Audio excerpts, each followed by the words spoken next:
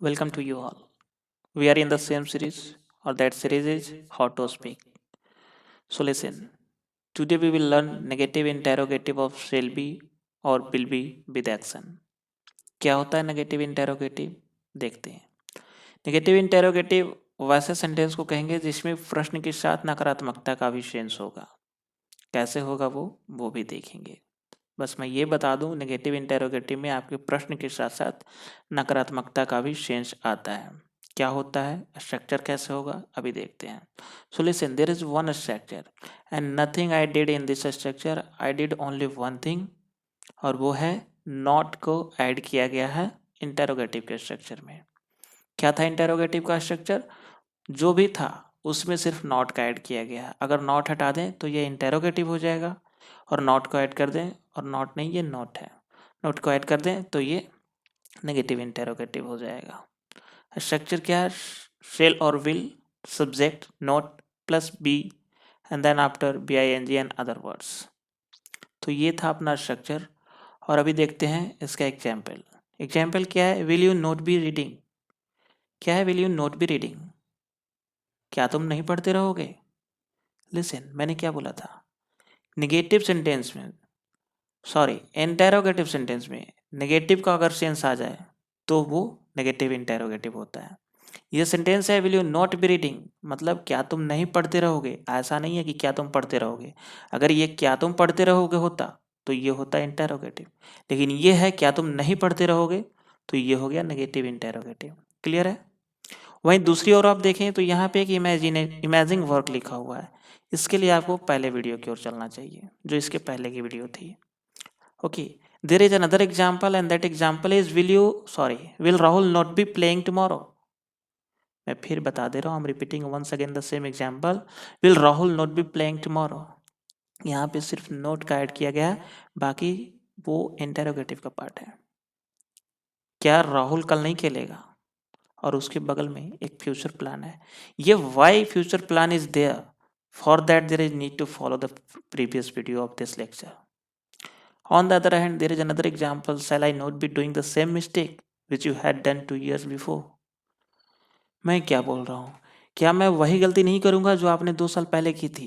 उससे पहले मैं आपको बता दूँ, इसमें भी सिर्फ नॉट का ऐड किया गया है. और दूसरी बात, जो कि यहाँ पे प्लान प्लस हैबिचुअल एक्शन की बात हो रही है. क्या होता है प्लान और क्या होता है हैबिचुअल एक्शन? इसके लिए क्या करना है? इसके लिए इस वीडियो को कंप्लीट होने के तुरंत बाद पहले वीडियो की ओर जाना है. Okay. So there is another term WH word of shall be और विल बी विद एक्शन. क्या होता है WH? देखिए, दो बातें हैं. प्रश्नों की संख्या की बात करूं तो एक प्रश्न होता है सकारात्मक वाक्य, एक होता है नकारात्मक, एक होता है प्रश्नात्मक. और एक नया टर्म है, ये है WH वर्ड. ये भी प्रश्न के सेंस में ही होता है, लेकिन इसकी खूबसूरती यह है कि इसमें सिर्फ जो क्या कब कैसे सेंटेंस के शुरू में हो जाता, तो ये हो जाता प्रश्नात्मक, जो कि इंटेरोगेटिव सेंस में. और ये जो WH का है, यही क्या कब कैसे सेंटेंस के अगर बीच में हो जाए तो ये WH का सेंस देता है. तो देखते हैं इसका स्ट्रक्चर क्या है, और उसके बाद हम लोग इसके सेंटेंस को भी देखेंगे. स्ट्रक्चर में कुछ खास नहीं है. जो हमारा इंटेरोगेटिव का सेंटेंस था उसमें बस WH वर्ड को ऐड करना है, फिर अपना सेंटेंस WH के लिए नहा धो करके तैयार है.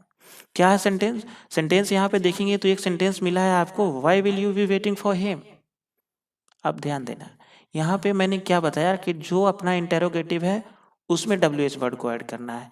तो डोंट यू थिंक दैट कि अगर यहाँ पे हम लोग ये करते हैं कि will you be waiting for him, क्या तुम उसके लिए इंतजार करोगे?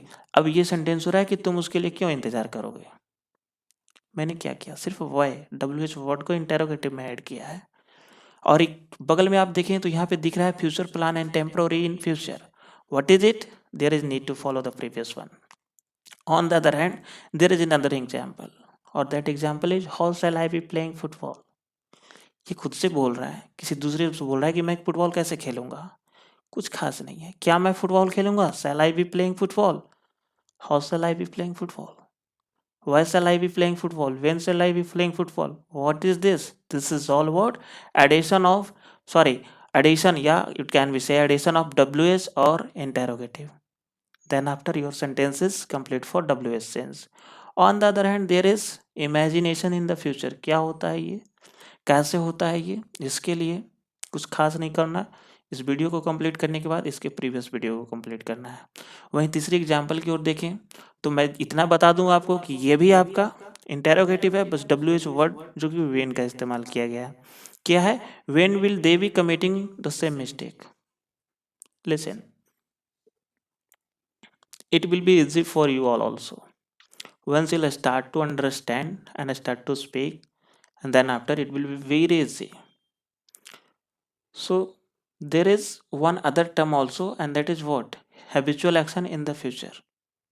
Habitual action means whatever you have done in your earlier life.